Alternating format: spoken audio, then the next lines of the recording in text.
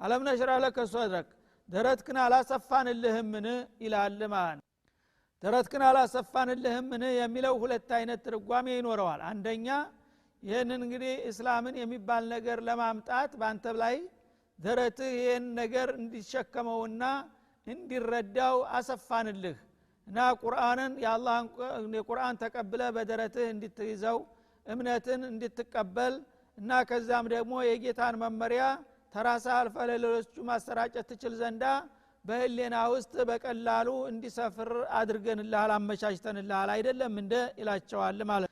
ሁለተኛ ደግሞ አለም ነሽራህ ለከ ሶድረክ ማለት እንግዲህ አረቦቹ ባህላቸው የከተማ ልጆችን እንዲጠነክሩ በአካልም በመንፈሳቸውም ጠንካራ እንዲሆኑ የገጠር ሰው ሲያጠባቸው ነው ጥሩ የሚሆኑት፣ የከተማ ልጅ ያው ለግላጋ ነው የሚሆነው በማለት በተለምዶ ልጆቻቸውን በህፃንነታቸው የገጠር ሙግዚቶች ቀጥረው እንዲያጠቡላቸው ያደርጉ ነበረ።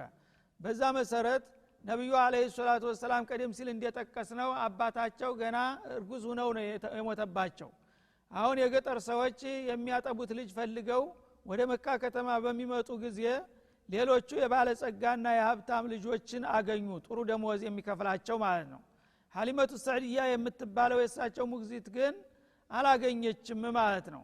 እንደ ሌሎቹ የሀብታም ልጅ አላገኘችም። የየቲም ልጅ ነው፣ አባቱ የለውም፣ አያቱ ነው የሚያሳድገው። ያው ብዙ ነገር መክፈል አንችልም፣ የተወሰነ ነገር እንረዳሻለን እሱን አጥቢልን ሲሏት የቲም ምን ይረዳኛል በማለት መጀመሪያ በንቄት ቸል አለችው። ኋላ ግን ተለያዩ ሰፈሮች ዲያ ስትጠይቅ አማራጩ ሲጠፋ ያን የቲምም ቢሆን ይዤ ለሄድ ባዶ እጄን ከመሄድ በማለት መልሳ መጣችና ተስማምታ ወሰደቻቸው ማለት ነው። በምትወስዳቸው ጊዜ ግን ወዲያውኑ ታምር የተፈጠረ ማለት ነው። አህያዋ በጣም የተጎሳቆለችና የደከመች የተሞዛሞዘች ነበረ። ሌሎቹ ጓደኞቿ አህያ ጋራ አብራ መሄድና መራመድ አትችልም ነበር።